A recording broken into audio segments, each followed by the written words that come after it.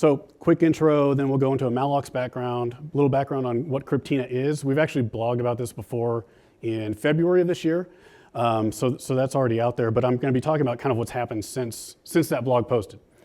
And then we'll talk about an interesting thing that happened in May of this year when an affiliate leaked some stuff, and we'll tell you what we found in that stuff and what it all might mean to Kryptina and Mallox, but also just kind of ransomware trending as a whole.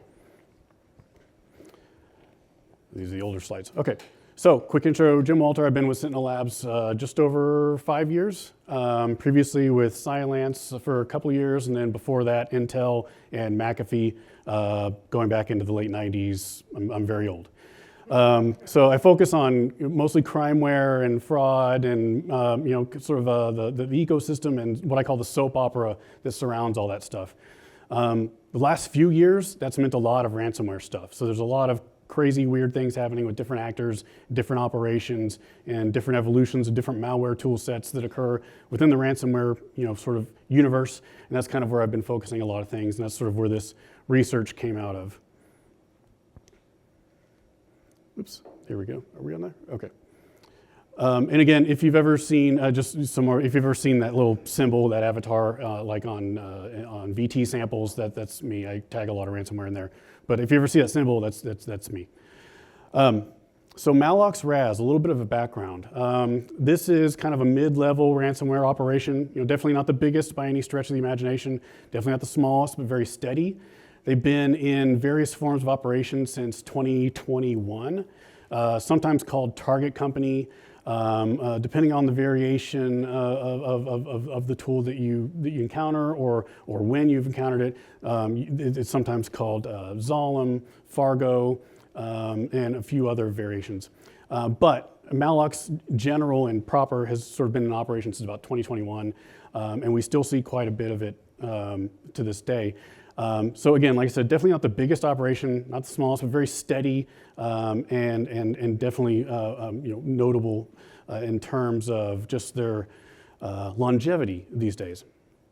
Kaspersky actually posted a blog, I think earlier this month, just to give you a general idea of some stats, unique incidents that they encounter between 2022 and 2024. But again, like I said, just kind of trying to paint a picture of how big versus how small these guys are. It's a legit operation, but it's definitely not huge, but notable. So that's a little bit of background on Mallox. Again, it's something that we encounter quite a bit just in our day-to-day research. We come across Mallox samples a lot, Mallox notes, Mallox victims in various forms. And then I mentioned this thing, Kryptina RaaS. So we wrote about this in February, and what makes this interesting is this was born out of an individual that admittedly was a newbie or a rookie to writing malware, writing ransomware, and he's got tons of forum posts across like Breach forums, Dread, and a few others. The screenshots here are from Breach. But basically, between December and February, there were some interesting developments with this actor and with this tool. Starting in December, we started to see him asking for advice, saying, basically, hey, I've written this thing. It's basically an all-in-one turnkey Linux RaaS solution, and I need advice on how to sell it. I don't have a lot of experience in this area, and I'm not getting a lot of bites. So can anyone help me? Fast forward a couple months to February. This thing has gone through a few iterations. He's tried a few times to sell it. I think initially it was $800 for the full package. You get the source and everything you need to build your campaigns, stand up your server, start building payloads and infecting victims and controlling the campaigns from there forward. It does all of that. But he couldn't sell it, and he ended up posting the whole thing, source and all, to Breach forums. And again, this was in February. So, kind of a strange arc in terms of how this thing found its way into the public. But basically, he just couldn't sell it. No one was biting, and he ended up giving it away. To dive a little bit deeper into the soap opera thing, I'm going to go forward just to, this is the old slide, sorry. Anyway, this same individual under the name Corleys has another identity, ADAR789. It was on the newer slides, but similar posting on Dread. In fact, the ones that they posted on Dread were a little more detailed. And again, hey, I'm a newbie, I have written this thing, I can't sell it, someone please give me advice. The thread on Dread was actually a little more interesting in that they had some people actually giving advice. One of those was a person saying, hey, I know of a couple Russian forums where you might be able to sell this thing. I can help you translate it into eloquent and believable Russian, and then you can try it out there. That actually never materialized. He ended up, again, just posting it to Mega and putting the link on Breached before any of that occurred. But at any rate, this guy was clearly frustrated and not able to get this thing off the ground. But having said that, it was a pretty neat tool. It still is a pretty neat tool. It still exists in its new form that we'll talk about. But like I said, this was kind of an all-in-one turnkey thing. So if you have no coding experience and very little experience with Linux, you can run Kryptina RaaS. You can stand up your server, you can set up the database, and you can start setting up separate campaigns with separate users that have different access to the campaign, sort of a multi-tenant approach to the interface. You can also control communication with your victims. So it has the chat functionality built in, as well as some control over the payment side of things. So what kind of cryptocurrency they want, the amounts, any sort of timeouts or dynamics within that. After a week it goes up to this, et cetera. All that stuff is controllable in the platform. The only thing it doesn't do is actually facilitate payments and deal with that side of it. But the sort of constraints and guidelines that the victim needs and the communication side of it is all within the platform there.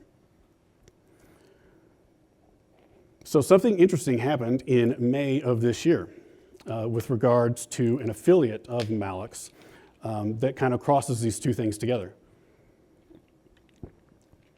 On May 31st, there was a tweet from Fox Threat Intel basically saying, hey, here's an open dir. And it looks like a Mallox related open dir. And sure enough, what this was an affiliate staging server full of a lot of interesting tools. That included payloads for the Windows version of Mallox, a bunch of scripts and a bunch of weird batch files and a bunch of other weird, at the time, unrecognized tools. But at the same time, it also had a very familiar looking directory structure. And again, if I'll have the links will be available later on. But if you look at the previous blog that we did in February on this, the directory structure is exactly the same as the Kryptina directory structure as it existed in this affiliates leak on the Open Directory. All the way down to this source folder where they didn't even bother to change the names of the main source files for the encryptor and decryptor. So Kryptina.c and Kryptina.h are the original Kryptina source files that were included by this Mallox affiliate on this server. So still, that's interesting and alarming, so we definitely need to look at that a little more. But once we did, it was very clear that they had mixed the two. If we have any children of the 70s and 80s, you'll recognize this. There's Kryptina in my Mallox. So that's exactly what has happened here. We have a Mallox affiliate that has basically adopted Kryptina in a rogue sort of way to build their own Linux versions of Mallox, slightly before there was an actual Linux version of Mallox, which there is. So now there's we'll talk about it in a minute, but there's multiple versions of Linux Mallox floating out there that are different. We know that these things are mixed now, and we can kind of look at some of the differences. For one, I mentioned kind of the robustness and thoroughness of the original Kryptina tool. It went from version 1 to version 2.2 in the span of a couple months.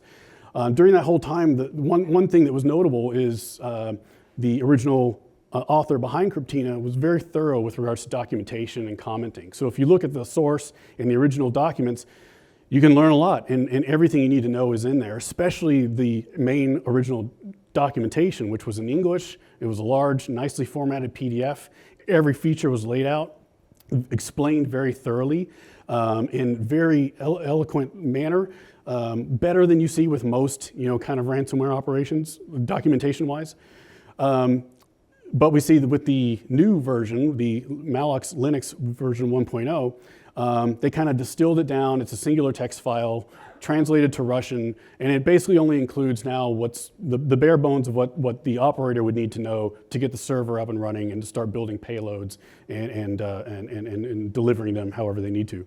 So they modified the documentation significantly, but other things they did not modify quite as much. So for example, the ransom note template itself, when these things are constructed and built into the payloads, all they did was basically just change, from Kryptina to Mallox, just kind of rebranding within the template files themselves. So very basic, but again, very, very blatantly Kryptina, and yet it's Mallox. We mentioned the original source files as well. No change at all. The core functionality with regards to how the encryptor and decryptor tools work, completely the same all throughout. The only thing they changed in these files was, again, the references to Kryptina, the contact information for the original author, but everything else, they changed to Mallox where possible, but everything else is just comment changes. You can diff the files, and that's all you'll see change-wise. Encryption-wise, original Kryptina it's all just OpenSSL based, straight AES 256 stuff. They do XOR the keys and base64 encode them, and you have some control in the configuration over that XOR key, but other than that, everything's the same within the files, including the name. So they didn't change a whole lot there, and functionality is the same, which is important because, again, I mentioned there's a whole other version of Mallox for Linux now that is not Kryptina, that is not like this and functions completely differently. Another thing that was neat about the original Kryptina release was, again, I mentioned, I keep harping on the documentation and thoroughness, but they also provided a lot of really cool scripts and demos on how you can automate the use of this tool. So there were kind of two ways to use Kryptina. You could use it through the web interface, which was that slick Flask interface that I showed earlier, but also you can script everything just through Python. And they include templates and demo files for this, including this scripting demo.py file. And again, zero changes except they didn't even bother to put Mallox in this file. They just deleted the word Kryptina and moved on.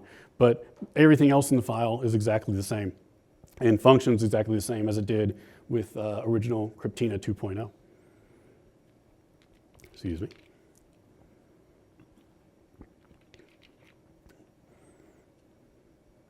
And this sort of thing this was kind of specific to Kryptina at the time. We detailed this particular file quite a bit in the original blog, but it's got basically every file you possibly need that reflects what's in the config files that we'll also talk about later, the JSON files that are used to build the payloads. All that stuff can also be scripted within this file. And again, you can churn out the payloads. The only caveat to using this file is it's not reflected in the UI. So if you kind of have to do one or the other. You're either using the UI to build your Kryptina payloads and campaigns, or you do scripting, but usually you don't do both. However, we noted that in that open directory, they actually had the full Kryptina suite set up. So they had the web server going, and they were actually using the interface to build Linux payloads of Kryptina. There were somewhere close to 20 of these victim subfolders on the open directory that we found.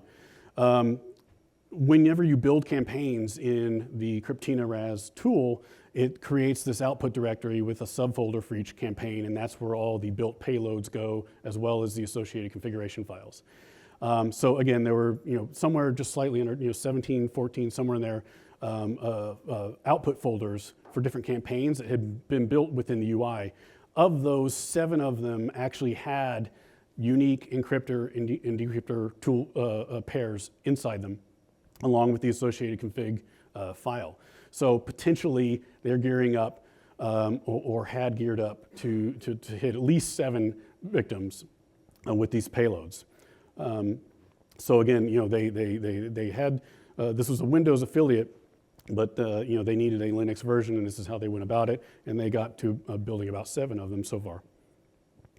Here's an example of that config, and there's a couple interesting things in there, but again, this is what's generated when you construct payloads from within the UI, but also you can manipulate these directly and use them with that scripting demo or with other Python scripts that are included to build payloads outside of the UI and kind of automate the generation of your Kryptina or Mallox payloads. But in here you see all the requisite fields, all the normal stuff you'd expect to see in that kind of sort of builder template. So there's the fields relevant to the cryptocurrency, types and amounts. The Zor key configuration is in here. The entire ransom note template is in here. So all that can be configured from within these files or from within the builder tool itself.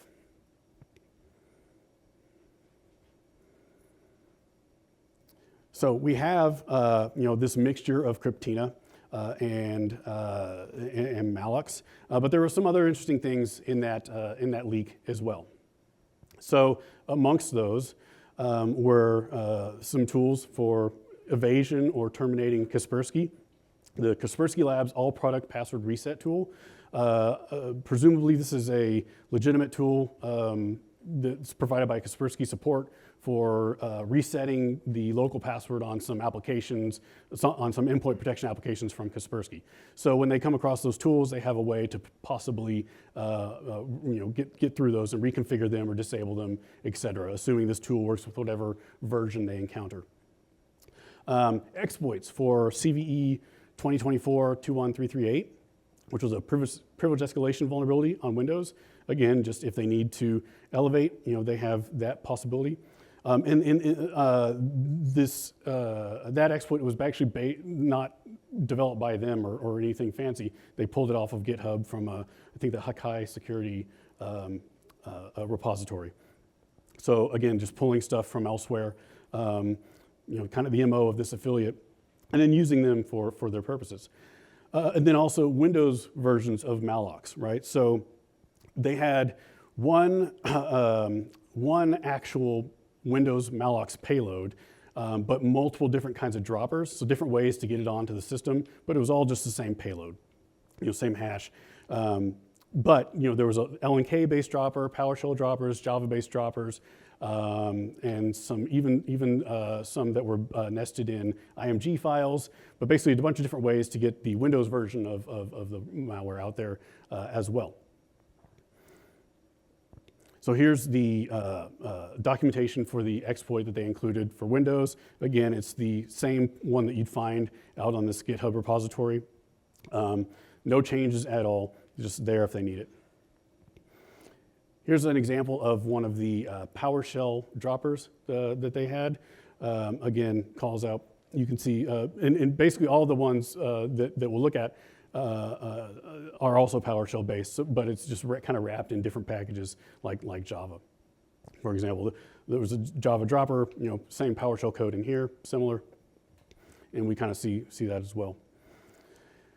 So kind of zoom through that, but we have this mixture of a basically free, according to the market, something that was unbuyable. No one wanted to buy this thing. The guy couldn't sell it, and yet it gets picked up by this actual legit ransomware operation a few months down the road. So what does this actually mean, and what is it saying? Well, for one, we have affiliates kind of diversifying their payloads and how they approach targeting victims in whatever way possible. It's very opportunistic. In this case, it looks a lot like the affiliate had a Mallox proper build for Windows, but they also had some Linux victims or Linux environments that they could target and didn't have a payload. Because again, this was before the other version of Mallox for Linux came out. So they saw Kryptina as an advantageous way to solve that problem. They can pull this tool down, it's free, and all they have to do is stand it up and start rolling different payloads. And then they can target those Linux environments, call it Mallox, and be on their way. In addition to that, because it's not part of the proper or broader Mallox RaaS sort of ecosystem, presumably if they successfully attack someone with these, they would get all, and they collect ransom, it would all be there. There'd be no cut shared with with higher up Mallox. So what else does this mean? In addition to diversifying, it's ongoing confusion, right? So the ransomware universe and ecosystem is already very scattered and very fragmented and getting more and more difficult to follow. This has been complicated by things like leaks of the Lockbit builder, Babook leaks, Hello Kitty, all these different builders that have leaked and tools that have leaked. As a result of that, you have all these sort of siloed or rogue operators that are using these tools and then confusing attribution, confusing lineage, and confusing sort of the ancestry of malware tools and where they come from, and who's using them over time, and how they evolve over time. So that's already been confusing, but stuff like this makes it even more confusing. So again, this was a rogue affiliate using this tool kind of on their own accord, but it wasn't the actual Mallox proper build, which eventually did occur, but this was before that. So now you have greater confusion around the whole ecosystem around Mallox, but also ransomware in general. So that's already confusing, but it keeps getting more confusing and more difficult to track over time. So if you're focused on the lineage of different malware families, the lineage of how different operations use different tools over time, all that stuff gets a lot more difficult to track, or at least more complex. But an even sort of more broad trend that I'm kind of hinting at here is, Kryptina is an example of, it's one example of many, right? There's this commoditization of ransomware tools that's sort of occurring. Kryptina is a free tool that now anyone can get, anyone has access to, and they can build pretty decent ransomware with it for Linux. The same holds true, again, I mentioned all the leaked builders earlier. So the Lockbit builders, Babook, Slam, etc. A lot of these things are public. If people know where to go, they can get them, and they can roll their own ransomware attacks with these tools. Although they're not affiliated with the greater operations, but there can be a Lockbit attack that is not a Lockbit attack, so to speak. And that's happening more and more. And we're seeing this with actors like this, like actual affiliates kind of taking these tools and using them on their own accord. But also it sort of bleeds into like the weird world of hacktivism and pseudo-hacktivism and their use of ransomware tools for non-ransomware-ish purposes. They're kind of going about this the same way. They're pulling Lockbit builders, or they're pulling the Babook builder and using those to build these tools, not always to collect ransom or profit. Sometimes it's to just disrupt or destroy data or just chaos in general. But it's, in 2-3 years, somewhat, I think we're headed down a road, and this is kind of what I've observed around this, and this is one symptom of it. In 2 or 3 years, I think tools like Lockbit and Babook and the other ones that have been leaked, Kryptina as well, there's going to be a time where we start to kind of regard those in the same way that we regard, and this, from the malware analysis and triage research world, when we come across things like Dark Comet and Quasar and NJ-Rat, these are just noisy garbage crap things that we see. Like, I see that everywhere. I don't, get that out of the way. I want to see the real thing. I don't think we're all that far away from when some of these ransomware tools are kind of in that same category in terms of where we see them, how prolific they are, how they're being used outside of the usual sort of economic ecosystem. These sort of rogue and siloed activities with these tools speak to a commoditization of them that is going to get kind of interesting, especially over the next 2-3 years, I believe. So again, I think there will come a time where we sort of regard, especially Lockbit and Babook. I pick on those a lot. Lockbit is definitely the top of the stew. But there will be a day when Lockbit is kind of the Dark Comet of ransomware, or the NJ-Rat, or Quasar, Rimkos, or all these little things that we sort of just see and move on. We're going there with ransomware as well. So with that, that's what I've got. I do also want to say that I kind of flew through that, but also we have a blog posting on Monday that kind of goes into some more technical detail about this. So all the points that I made here, as well as some more of the background on Kryptina, will be in that blog Monday. We also have the existing blog from February that we posted when the original release of Kryptina occurred on Breach. We kind of went through the entire tool and broke it down and explained how it worked. So all the details around encryption and how payloads interact with each other, all that stuff is in that blog as well. So check that out. Check out the blog that we post on Monday. And yeah, if there's any questions, happy to answer them. Colin, yeah, thank you. Do you think that writing the blog on Kryptina originally helped potentially legitimize the ransomware? That's a good question, but so far I'm going to say no, only because so far I've only kind of seen it in this example and one other. And I don't know if it's getting adopted to that point yet. It's a valid question. So yeah, that's always a balance that one has to strike. so my current answer to that is no. Cool, sure. We don't have any more time because we're running a bit behind, but I'm sure we can catch up on the outside. Cool. Thank you.